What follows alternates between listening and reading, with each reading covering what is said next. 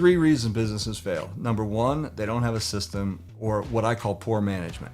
Management comes in all different varieties. It could be poor systems. It could be bad management, meaning, think about any company you've ever worked for. Okay, do you ever come home at night and go, "Oh my God, I can't believe that company stays in business"? You know how many people I talk to that have that same mentality? And there's three reasons businesses fail. So one is management, number two is marketing, and number three is money. So I don't care what business you're in, if you don't pay attention to those three, you're always in that cycle.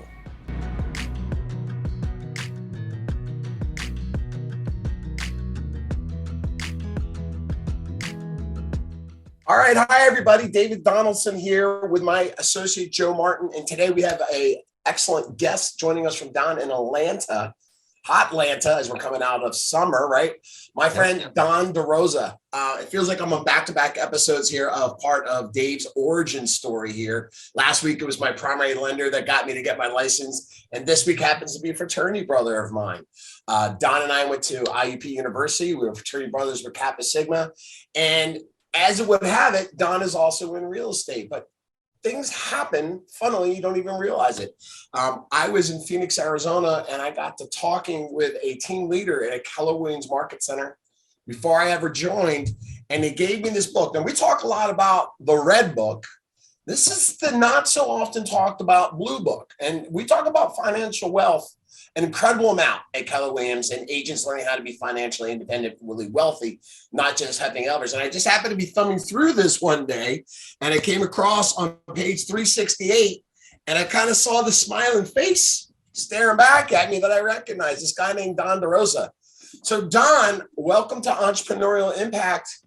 Tell us a little bit about yourself, and how did this happen? People ask me all the time. I have a lot more hair in that picture, I can tell you. Well, it wasn't that long ago. I don't even know when that was. It's been It quite a while. references your interview of 04, so sometime before that, okay? Yeah. Well, I'll give you a brief synopsis of me or history of me. I live here in Georgia, Atlanta, Georgia. I got a wife and three kids, 2 dogs, 1 grandchild. So I started this business back in 97, 98. And before that, I was a district field service manager for Airborne Express. And anybody knows anything about that field, they don't count hours. So I worked 80 hours Monday through Saturday, 15 hours a day for 10 years. They moved me 7 times in 10 years. So I was kind of an efficiency expert, if you will.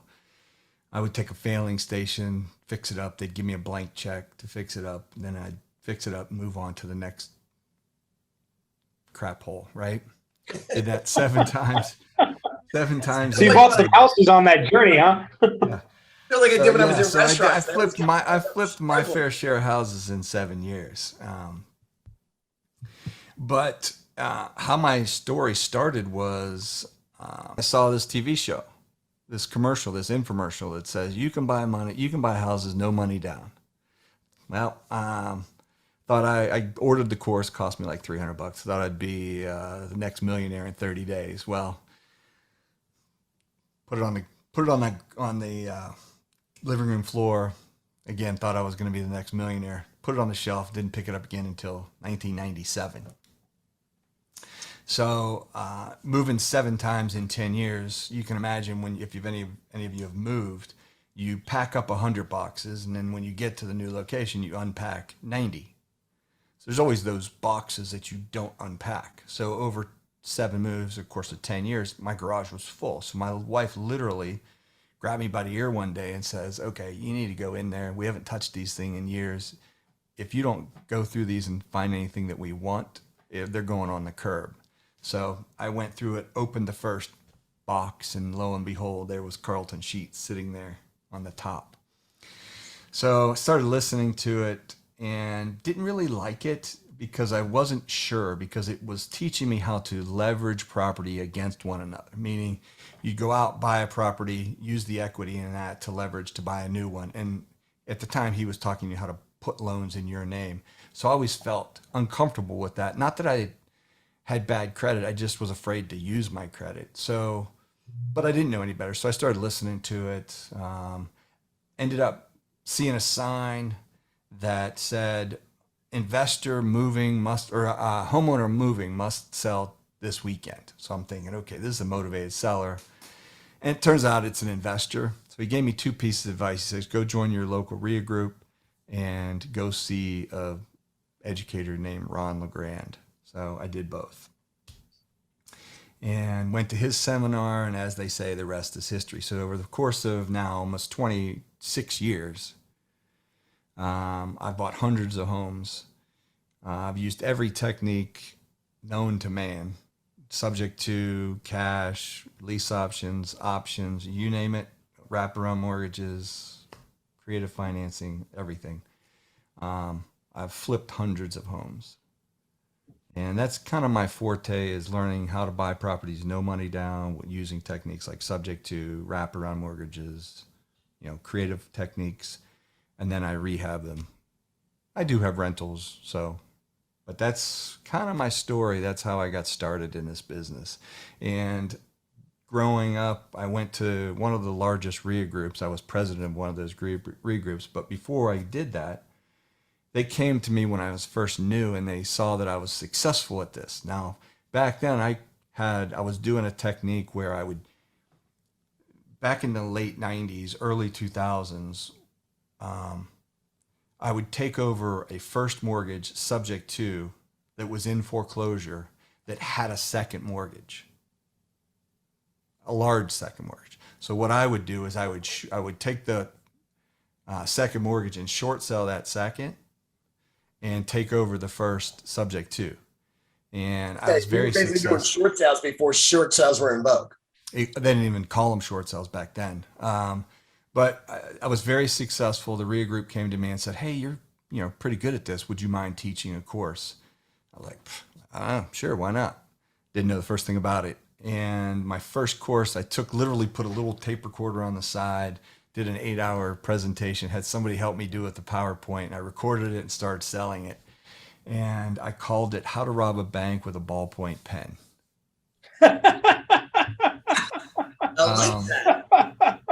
Then I changed it to short sale something or other. I can't remember now. How to short sell second mortgages. But anyways, I like the first name better. But as the rest is history, over the course of 25 years, I've gotten 20, 30 courses now on every aspect of real estate. I've been teaching this thing for 25 years or 23 years now, since 2002 full time.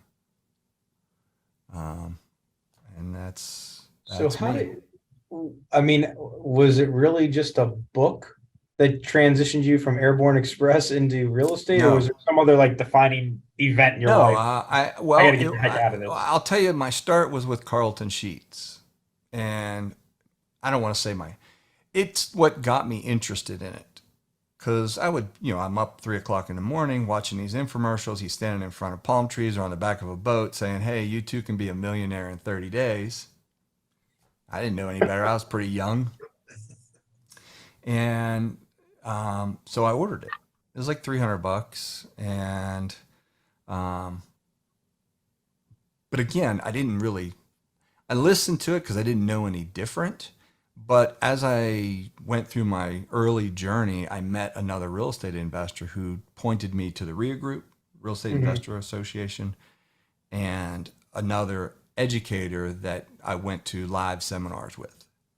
So it wasn't just a book or just a tape. It was, I was in a network, which is the advice I would give, that I do give everybody. You need to join your local RIA group, and you need to have a tremendous network, and you need to get some good, solid education. Not YouTube videos. I mean, YouTube videos are great, but you can't learn some of these techniques in 10-minute snippets. You got to find somebody that knows what they're talking about, that's going to give you all the details to walk you through all the pitfalls. That's what I'm talking about. Well, so follow up on that. So when did you decide to leave Airborne Express and then go directly into real estate or like I whole? left Airborne Express 97. Once I left Airborne Express, I moved to Georgia. My last stint with Airborne Express was in Detroit, Michigan. How was the water? It was dirty and ugly, and it was no offense to people who live in Detroit, but my experience in Sorry, I had Detroit to go was there. it was the dirtiest city I've ever been to. I tell you what, having gone. Wait. Dirtier than Philly? Yep. Hey, having grown up in Philly and had some really awful potholes, what I can attest to, having been in Detroit for hockey, their potholes are no joke. Yeah. You've been talking about the water. That almost swallowed my Suburban being out there. It was brutal. Yeah. Yeah. Yeah. So, my last stint was in Detroit, and then I moved down to Georgia. And as they say, the rest is history. That's when my wife grabbed me by the ear when we were at our last move and says, okay, you got to clean this up. And I opened up that container and I saw these cassette tapes. That's how old they were. And back then, I didn't even have a cassette player to play them. So I was like, told my wife, I'm like, honey, I'm going to Lowe's to get something to go throw this stuff away. And ended up going to Radio Shack and getting Picked a yourself up a converter. Walkman? No, but that's interesting. Like there's something you were going to toss away, and then something inside you said, "Hey, I bought these, and there was something I connected with originally. Let me listen to these again." Now, prior to taking a deep dive into that box, had you acquired investment property? Had you not done anything except buy the tapes? I had one property, which was my own property that I lived in, but it was strictly by accident. Okay. Yeah. So, yeah. Now, having done hundreds of properties, so at what point did you get your real estate license? I don't have my license. Look at that. I've never had my license, Smart although man. Keller Williams keeps wanting me to get my license. There's some benefits to it. I'm just saying. That's impressive. So let's go, because everyone likes to hear about flipping houses and wholesaling stuff and making all this quick cash, and no one really wants to get rich slow, right? So let's give the people what they want. What are your 3 tips on flipping houses, Don? What are those? 3 tips. Well, I can tell you there's 3 reasons businesses fail. Lay it on us. There's 3 reasons businesses fail. Number 1, they don't have a system, or what I call poor management. Management comes in all different varieties. It could be poor systems. It could be bad management, meaning, think about any company you've ever worked for. Okay. Do you ever come home at night and go, oh my God, I can't believe that company stays in business? Do you know how many people I talk to that have that same mentality? And there's 3 reasons businesses fail. So 1 is management, number 2 is marketing, and number 3 is money. So I don't care what business you're in, if you don't pay attention to those 3, you're always in that cycle. So if you're a brand new investor, the first thing you need to be paying attention to is the management phase of that, which is getting myself educated, getting some good systems in place, getting a good foundation, putting goals, objectives in place. And then once I do that, then I got to do some marketing. Now I got to get people to come to my door, or at least raise their hand. Most people, when they do marketing, they don't do enough of it, or they market to the wrong people. So what I mean by that is, when you're in today's world, if you're going to do it like I do it, you're looking for people that, especially if you want to do it creatively, where people give you their houses, literally, you're looking for motivation. You can't go and get someone that has just said, well, you know what, I'm going to move into a bigger house. Well, you can't convince them to give you the deed to their home or sell you their house at a deep discount. What you need to be paying attention to or marketing to are motivated sellers or distressed sellers in some forms, whether it be the property's distressed or the financial situation of the person is distressed. If you're marketing to someone outside of that they want to sell versus a need to sell, you're going to be banging your head against the desk. So that's number 2. Number 3 is money. Now, I'll be the first to tell you, the first 4 properties I bought for $1 each, subject to, meaning a technique called subject to, where the homeowner just literally signed over the deed to all 4 houses. He was an investor, burned out landlord. And he basically, I put $1 earnest money on each contract, and I took all 4 of them subject to the existing financing. And those 4 houses kind of got me started. Well, I got a question. Do you still see that financing still happening? Because most conventional loans don't allow for that type of stuff. So like, how are you getting at that point? That's So, like great my question question. on that one. Most of my students, when they come to me, the first thing they say to me is, "Aren't you afraid of the due on sale clause when somebody transfers a property to you?" And the answer is no, I'm not. I've done, I don't know, I can't even put a number on it. The number of subject to deals. And that's where the homeowner, if you don't know what subject to is, that's where the homeowner literally signs the deed over to you. Just here, like Rodney Dangerfield, here, take my house, please. Right? So, I mean, I don't want to say it's a daily occurrence, but it's a monthly occurrence for me. And people go, well, aren't you afraid of the due on sale clause? No, and here's why. The due on sale clause, you have to understand the history, and this is not a history lesson. So if you ever want to know more, maybe we can do it. I know we're limited on time, so I don't want to go off on a rabbit hole here. But the due on sale clause is in every mortgage nowadays. And if you read it, do y'all know what it says?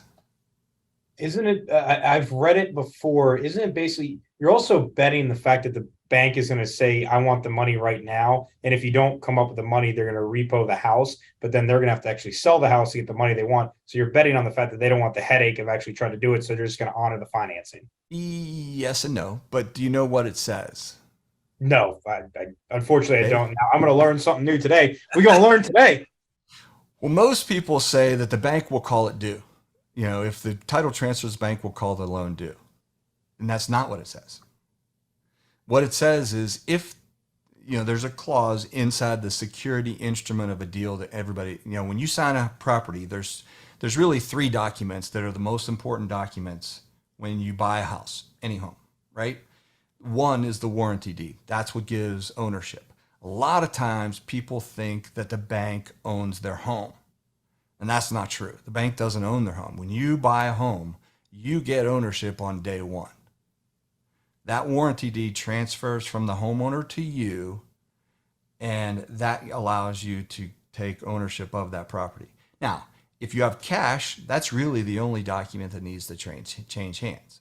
If you have cash. Well, most people don't have cash, so they got to go borrow money. Well, then they go to whatever lender, traditional lender. Let's use a popular lender, Bank of America, for example. They go down and they apply for a loan with Bank of America. Bank of America is going to give you a promissory note. So you're going to say, hey, I need to borrow $200,000. Well, they're going to make you sign a promissory note. Collateralizing the property that's worth. Nope, that's where most people have a mistake.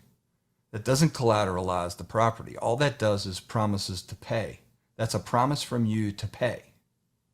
So if that's all I signed at a closing document and I defaulted on that, what do you think the bank's recourse would be? They can't actually go to the property. They're going after like your personal property at that point. Exactly. Because there's no collateral that I've pledged yet. If I just signed the promissory note, people go, well, they'll foreclose. No, they won't. Because there's nothing pledging that property as collateral. So that's if you get a mortgage, though, right? Because if it, in certain states, if it's held in a trust, they do have recourse. Yes. Okay. So you're on the right track. So so you've got a promissory note, which is the promise to pay that money that you borrowed. That has some terms and conditions, 30 years, 4%, et cetera, whatever the terms of that note is. Now, banks will allow you, well, they won't allow you. They will also have you sign a security instrument, which is what you were referring to, which is in certain states, they're called security deeds. Like in Georgia, it's a security deed. In other states, they call it a mortgage. In other states, they call it a deed of trust. Okay. But those instruments are all security instruments. Mm-hmm.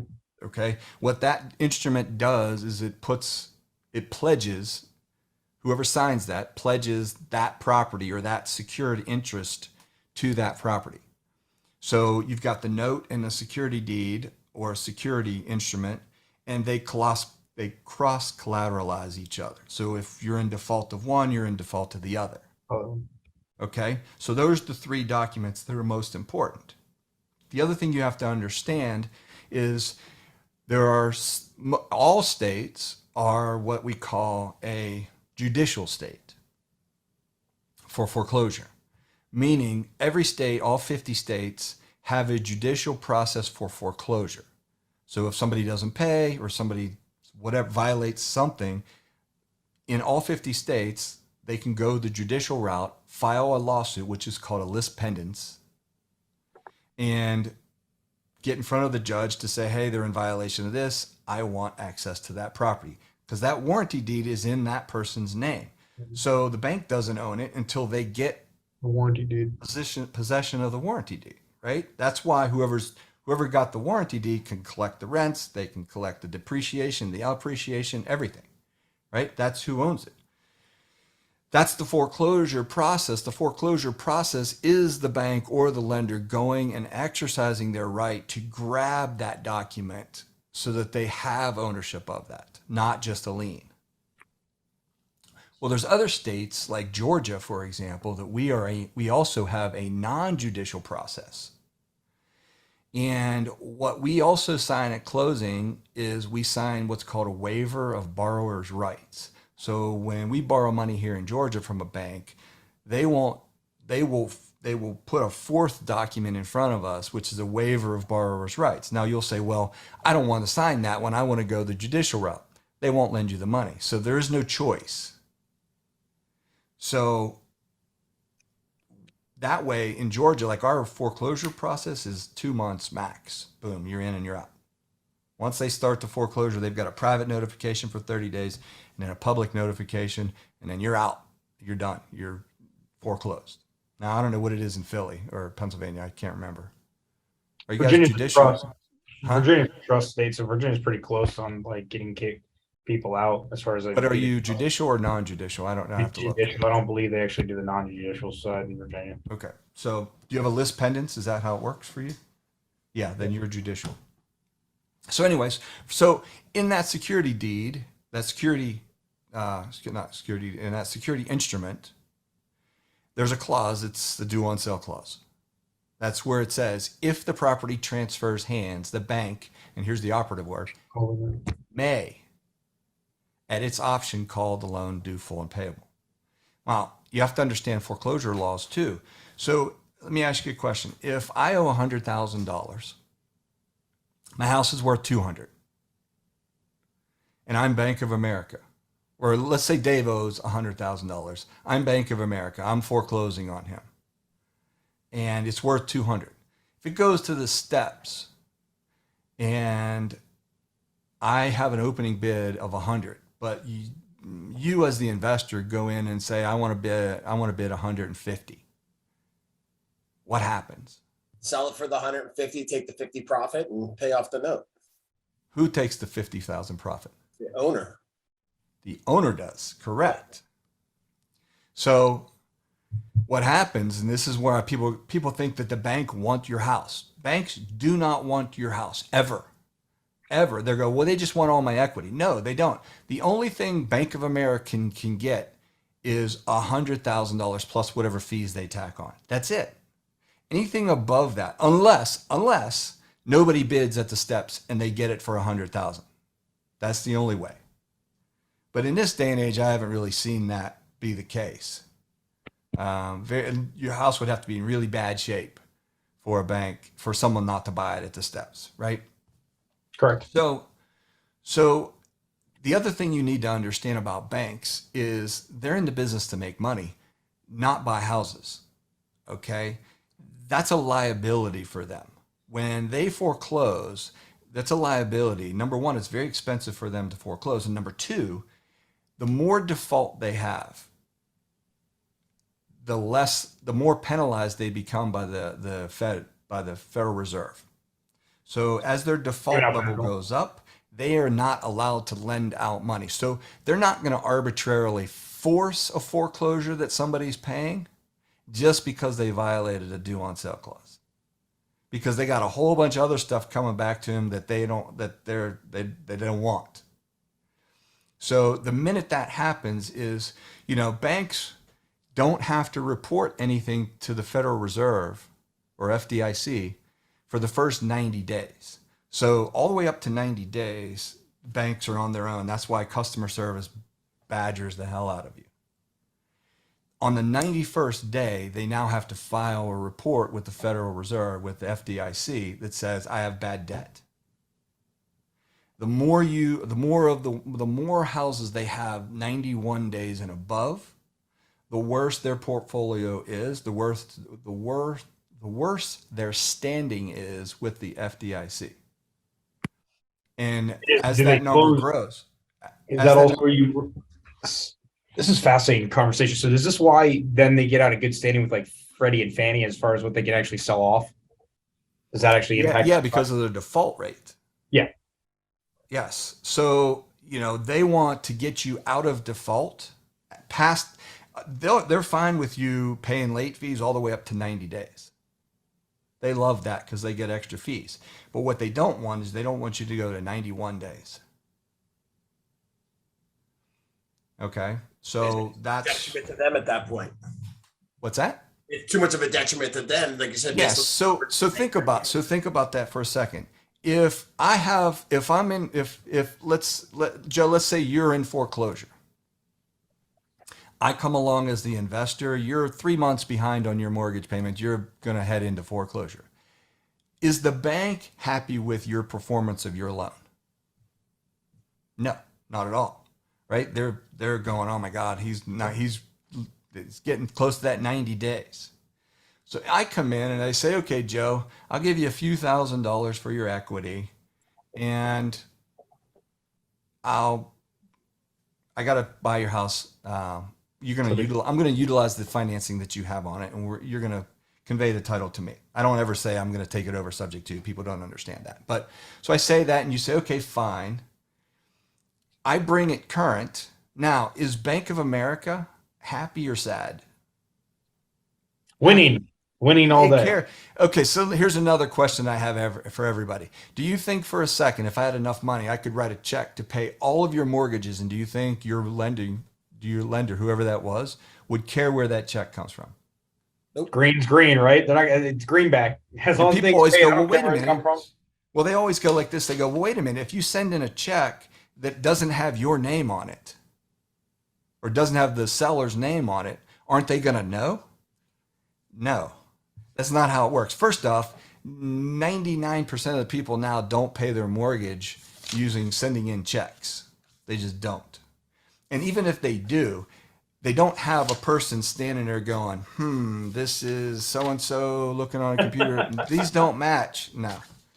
First off, when they do get the checks, they go through what's called a lockbox, right? And it's just a processing center that really nobody's present except some people pushing, making sure nothing gets jammed up.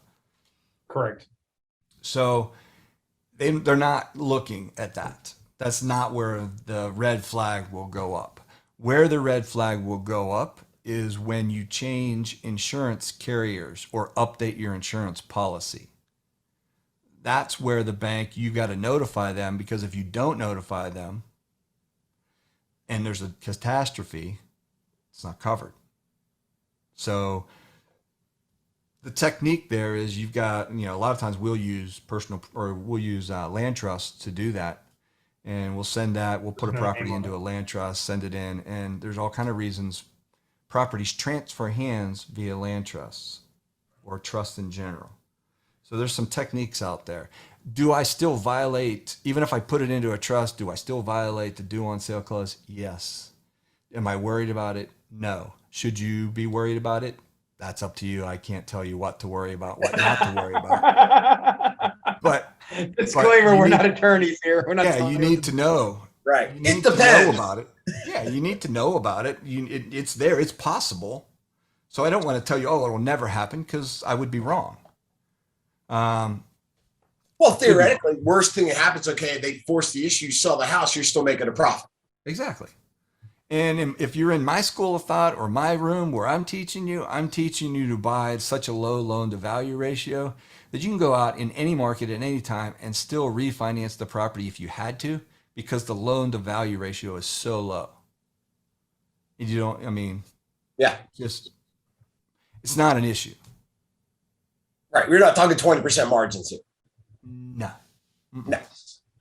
That's hilarious. Now, my average profit, I have a partner, her name's Chrissy. Our average profit for a flip, buy, fix, and flip is about $100,000 per deal. So This has been one of the most fascinating, amazing podcasts that I've been on, because like it's like I just literally I just got my Virginia license, so all the terms that you're going through for financing and contracts and all that kind of stuff, I had to like actually go out and get my VA license, was all in there. So as you're talking these terms, I'm like, yep, I remember that. Yep, I remember that. Literally just did this like 2 Saturdays ago. So all your technical terms, I was like, wow, I never actually thought about it. Like, yeah, you do have the due on sale, but that's if they actually want to enforce it. Kind of like when you sue somebody, yeah, like you might be entitled to damages of this, but most people want to settle it outside of the court because they don't want to go through the time and headache of it. It's exactly what the banks are doing. They're like, well, here's the other thing that I didn't mention.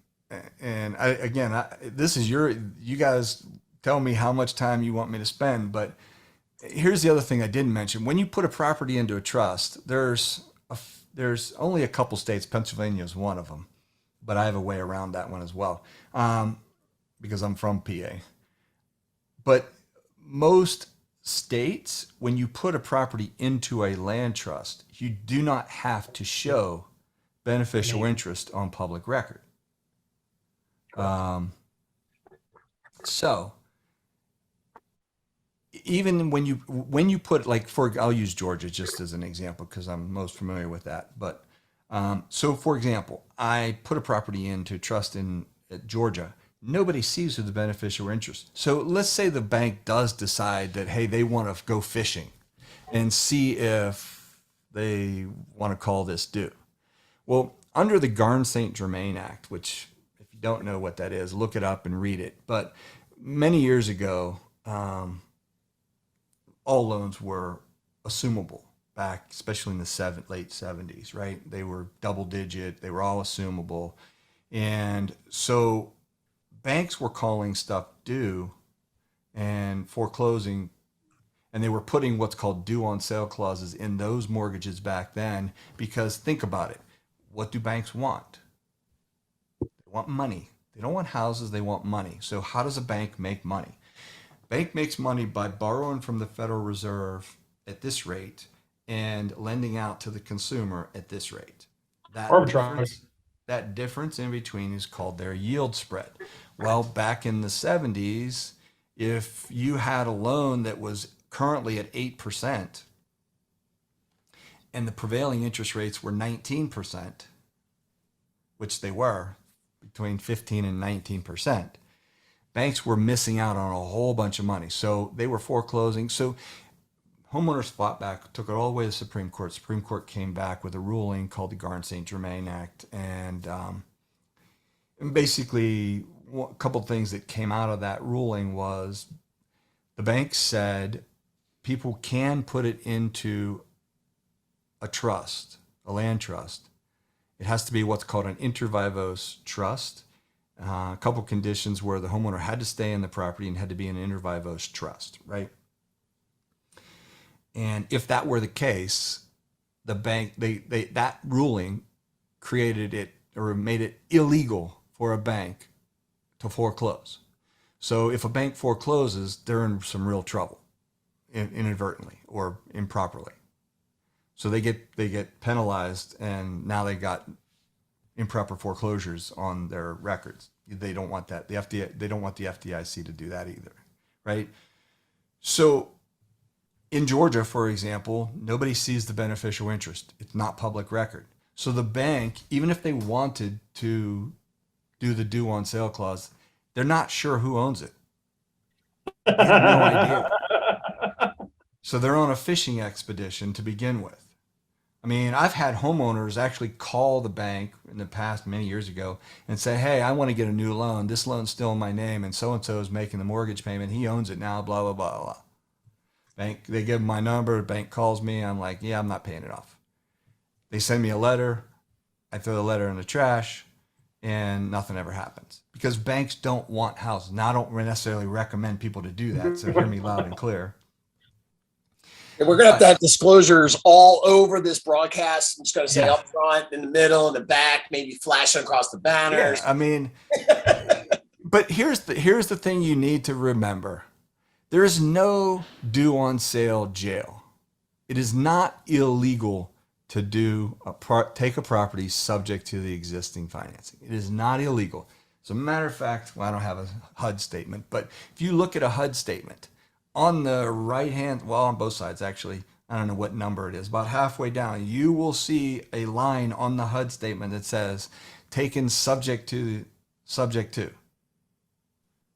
It's on there.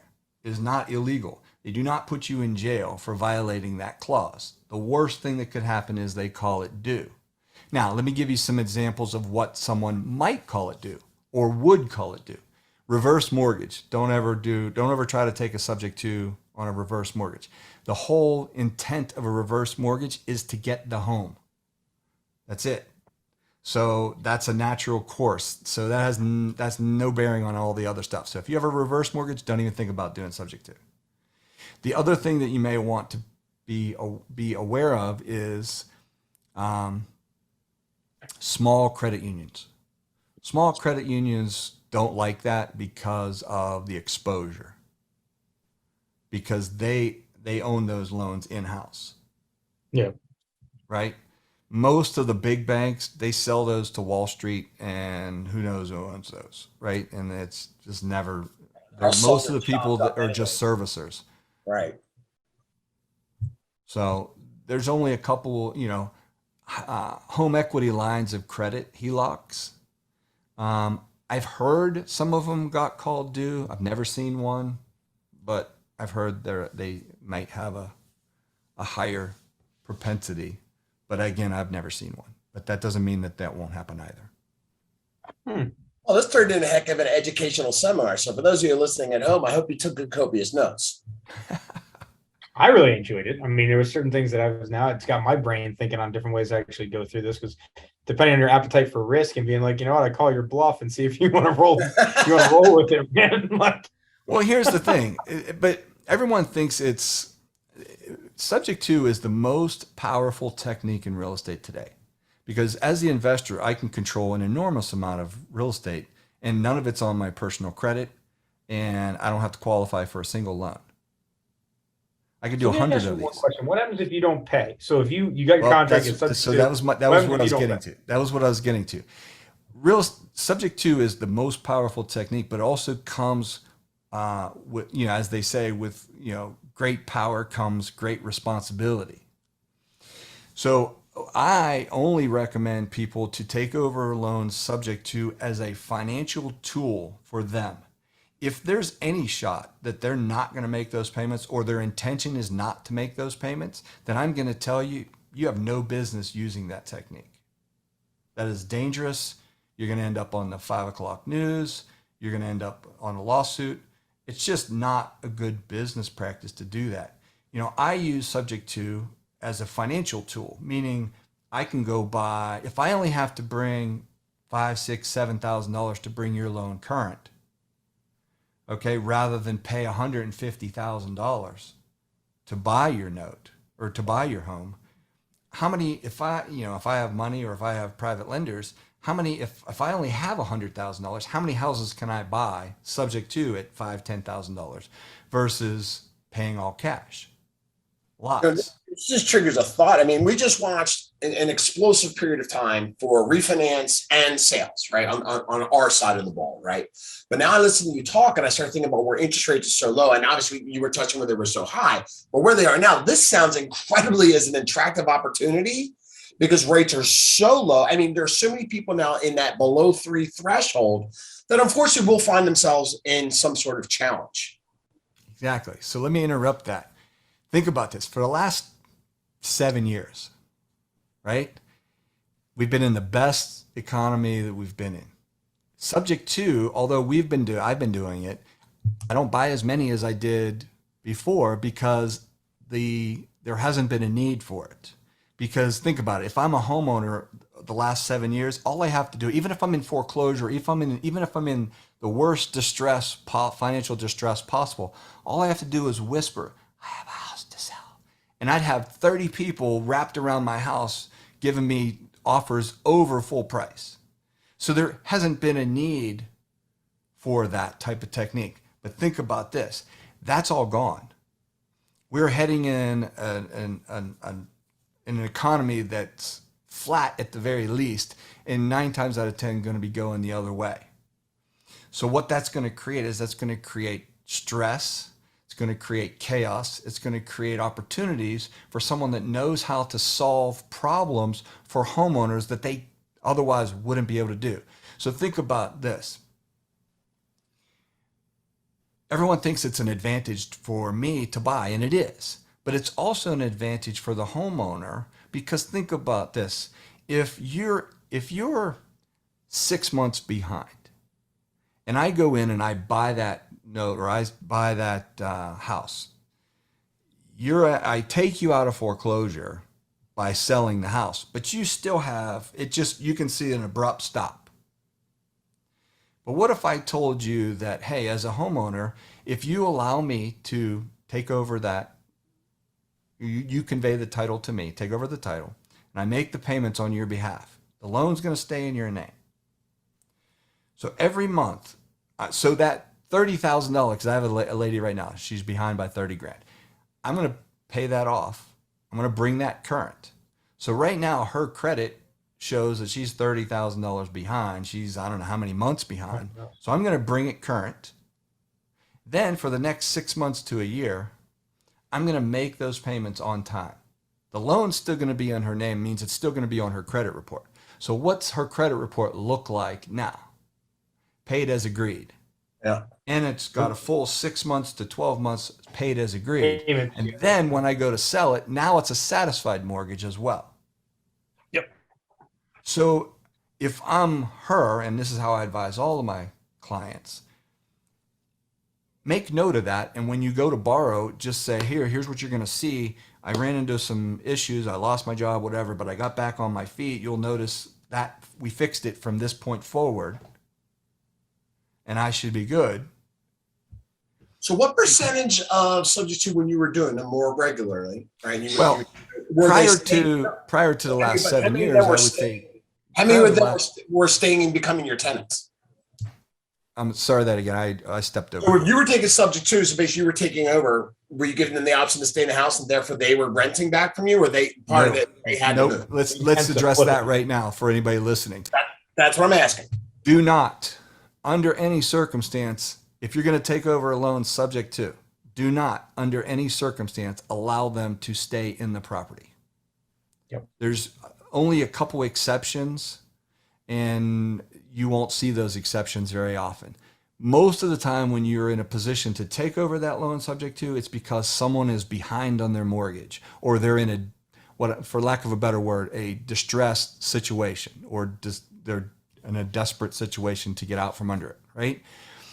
They're going to want to say, hey, can you lease back the property to me? And I'm going to tell you, do not do that. Because here's the thing. Let's say their payment's $1,000 and they're 6 months behind.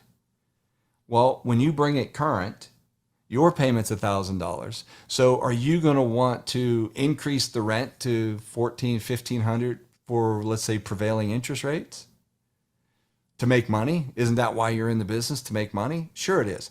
Well, if you do that, even if you keep it at $1,000, what's the point? You're not making any cash flow. So what's the point of keeping them in there? I just wanted to ask that question because I can see a lot of people doing the math and I go, I can just leave them in there. No, but they're already behind. The detriment for that is you do that. I was in a seminar, I was teaching a seminar in Texas many years ago, and a guy up front was telling me, he goes, I do subject to all the time. I said, I'm thinking this guy's going to be my new best friend for the next afternoon, right?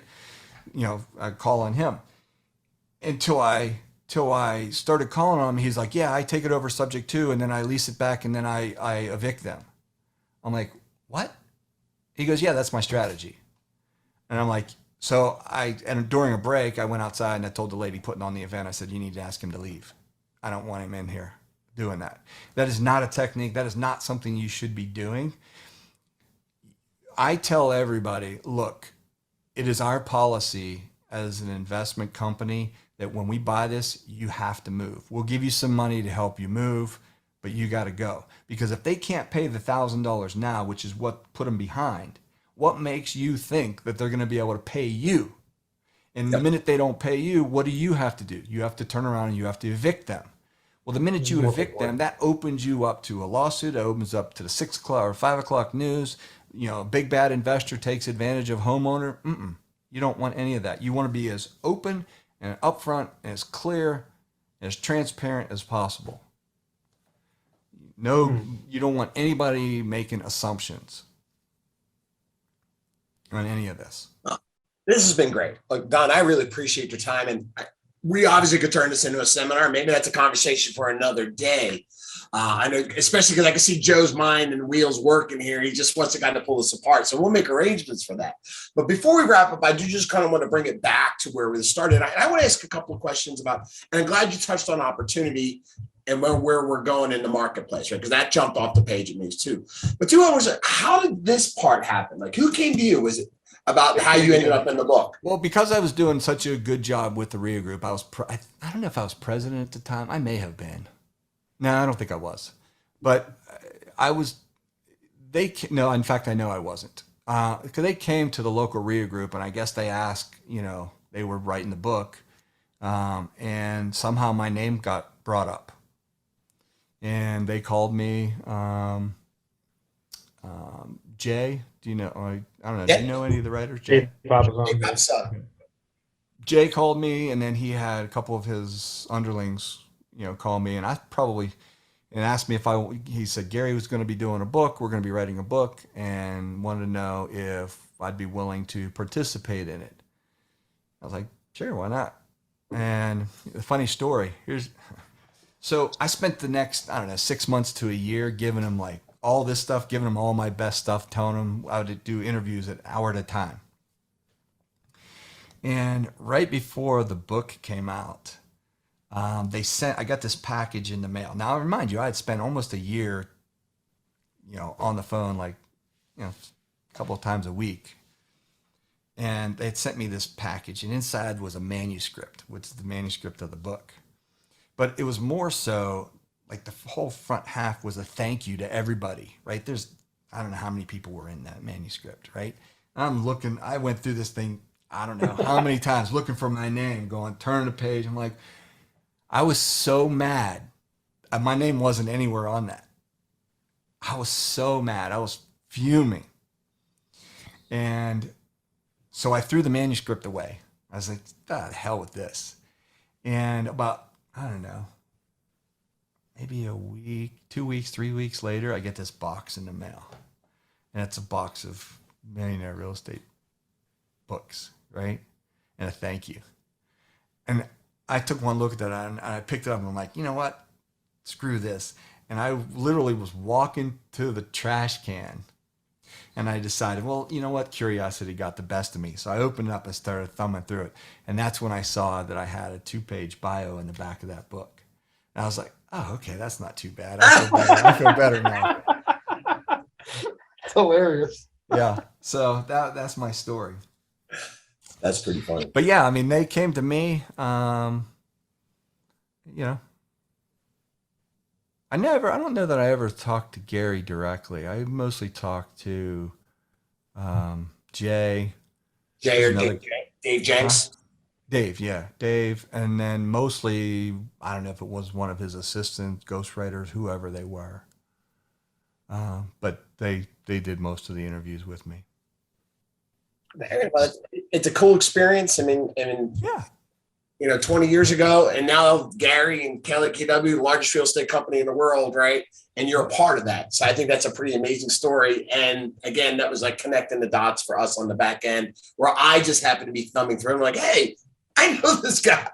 Well, it's funny because when I go see a lot of houses, sometimes they're agents, and I always ask, what company they're with, and if they tell them they're with Kelly Williams.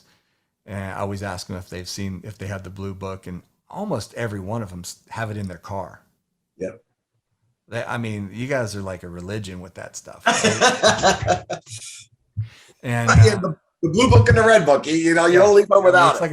It's like a cult with those books, right? And I help. In fact, the local Keller Williams, I helped on a couple occasions them teach some of the things in there. They asked me to do a guest appearance, which is pretty cool.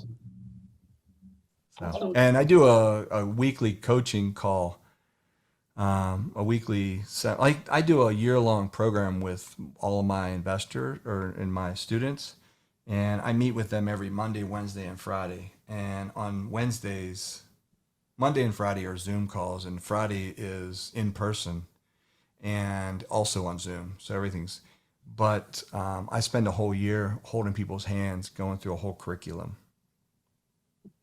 So why don't you shoot that curriculum over? I'm sure we can get some people to be interested in it. So, well, I mean, it's simple, expertrealestatecoaching.com. Gotcha. Cool. So before I just want to have to tell you that I had to look up how to rob a bank with a ballpoint pen, and it came up. And now, Joe, maybe this is somebody you know. Florida man robs bank with ballpoint pen. I'm just saying. No, that wasn't me. Well, by the time I published that course, it wasn't called that. Okay, fair enough. When I first started it, before I generally published it and put it out there for everybody, that was what I was calling it, how to rob.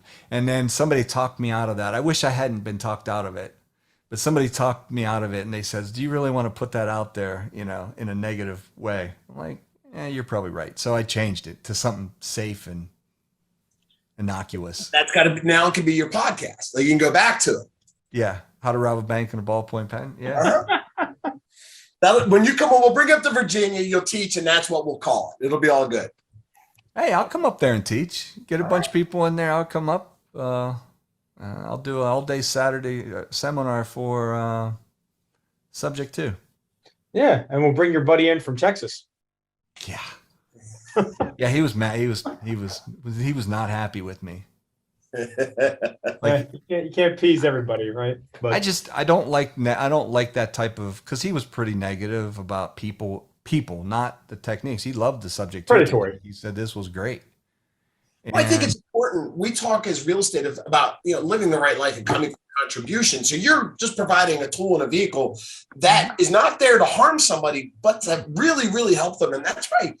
I love the way that you explained it. Like, I think that makes so much sense about, look, we're restoring credit. We're getting them out. Like, they're able to survive this and carry on and not have to wait 7 years and go through bankruptcy. Like, that's the right way to look at a vehicle like this. If everybody does their part and everything is, I mean, it's a win-win for everybody. And there's other things, like if they don't like subject to or don't feel comfortable with that, there's other techniques we can use, like wraparound mortgage, different things like that. Yeah. So there's all kind of alternatives to that. If somebody says, hey, I don't want to do that. I don't feel comfortable with it. Okay. Well, Don, I can't thank you enough. I really appreciate taking your time to spend with us. And no joke, you know, Joe and I will go back and we'll talk about this. Maybe we'll work on getting you up there, because I think this would be incredibly valuable for this market, just as we talk about shifting markets and where we're going, and we'll work that out. So from Joe and I and Entrepreneurial Impact, Don, thank you. It's been great to reconnect, and I'll see you soon. And we'll see you sooner or later up here in Virginia. All right. Sounds good. Thanks, Don. I appreciate it, man. Thank you.